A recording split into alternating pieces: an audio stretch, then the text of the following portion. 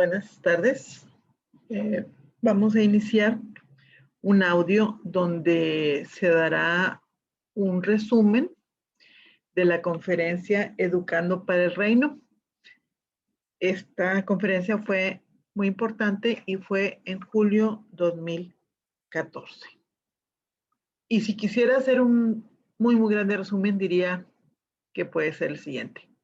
Una guerra se está librando. Quien la gane tendrá el control de nuestros hijos.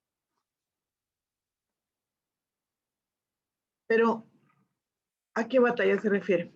Quiero comentarles que de aquí en adelante vamos a ver preguntas y respuestas. Van a ser preguntas muy puntuales, tratando de hacer un resumen compacto y claro. Y decíamos, ¿a qué batalla se refiere? Bueno, pues es una batalla de creencias y de valores, una batalla cultural o una guerra cultural. Y ha sido esta guerra a lo largo de la historia. ¿Quiénes participan en esa batalla? Pues en esta batalla cultural, en esta guerra cultural o guerra espiritual, hay dos bandos. Y un bando es Satanás y otro bando es la joya de la creación, el ser humano. Satanás atacando al ser humano. ¿Cuál es el resultado de esa guerra cultural?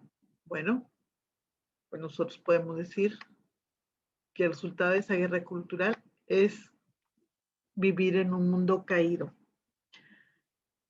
El hombre en su libertad puede tomar decisiones para el bien o para el mal, con influencia o sin influencia. Pero muchas veces toma decisiones para el mal. Entonces está en guerra con Dios o puede estar también con Dios.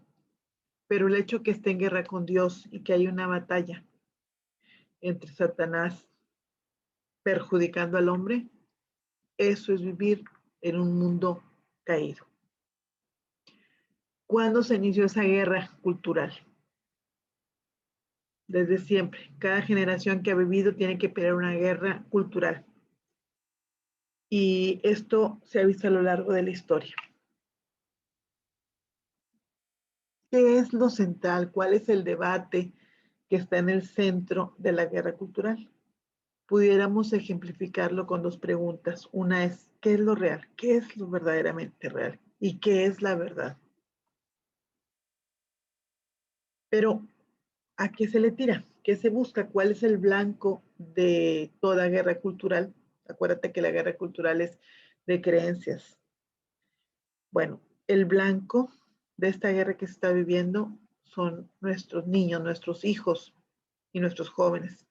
Es decir, cambiar sus pensamientos y adoctrinarlos. Pero ¿cómo se puede hacer eso? ¿A través de qué se busca tener a los niños con esas determinadas ideas? Se usa la educación. Y la educación a través de las escuelas, de la televisión, de las redes sociales, de muchas cosas. Pero específicamente, ahora estamos viendo una fuerte batalla a través de las escuelas, con diferentes ideologías que llevan a un camino de perdición. Ejemplos de que la escuela, la educación es un medio importante para influir.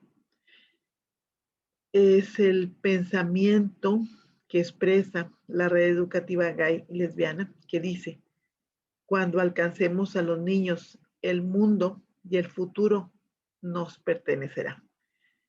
Desde los 80s, estos movimientos han empujado esas metas en Estados Unidos. Tan es así que para el 2012, por primera vez en Estados Unidos, por primera vez en la historia de este país, 3 estados votaron a favor del matrimonio homosexual. Y de ahí, como sabemos, se han venido muchas cosas derivadas.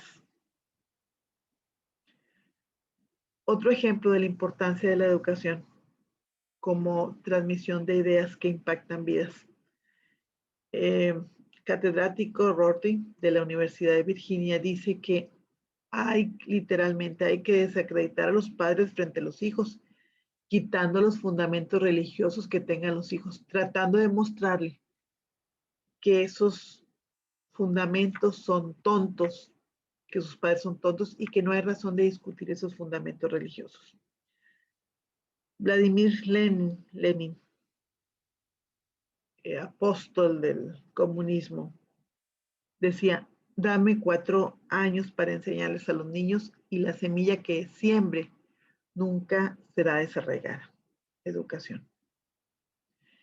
Pero quizás te preguntes, ¿es mala la educación? La respuesta es claro que no, no es mala la educación.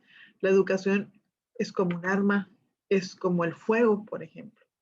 Se puede usar para quemar a alguien o para cocinar, para mis hijos, para mi esposo, etc. Pero chécale que cuando el 70% de los jóvenes después de la secundaria en Estados Unidos se apartan de la fe cristiana, tendríamos que preguntarnos qué está pasando, qué está ocurriendo.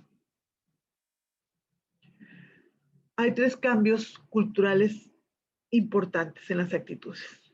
Y el primero es, hay una fuerte tendencia al ateísmo y al relativismo aunado a este ateísmo. Nada es bueno, nada es malo. Se comenta en esta conferencia de que se hizo una pregunta a jóvenes, a niños. Les preguntaron: si traemos un bebé aquí y lo partimos en pedazos, ¿eso es malo?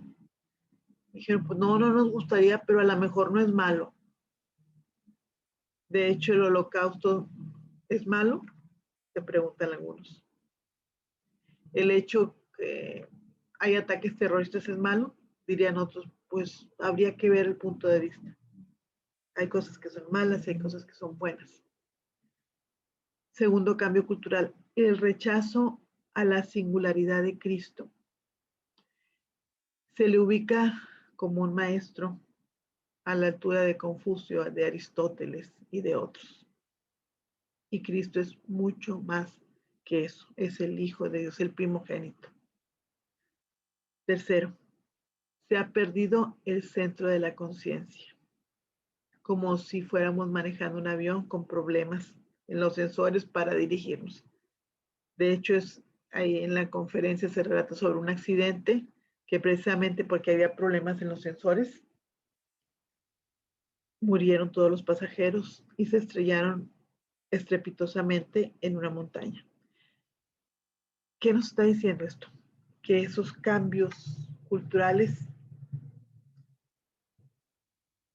nos van a llevar o nos están llevando a un relativismo, a una pérdida del amor a Dios, del amor a Jesús y a una desorientación muy grande. ¿Cómo no perder una guerra cultural? ¿Qué se puede hacer? ¿Cómo no perderla? De la que estamos viviendo en este momento.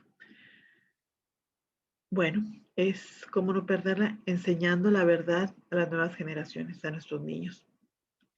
Y la verdad es una persona y la verdad es Jesús. Y asegurarse de que se está enseñando la verdad siguiendo los principios de Dios. La guerra cultural es una batalla de creencias y valores, y la guerra espiritual es una batalla constante del bien contra el mal. Es importante tener claro y responder la pregunta: ¿experimentas a Dios? ¿Tú has experimentado a Dios? Y quizá digas: sí, crees en Dios, sí. Y te quiero preguntar, y esto he tomado, por supuesto, de la conferencia: ¿crees que Dios es omnipresente? ¿Crees que Dios es omnisciente? ¿Crees que Dios es omnipotente?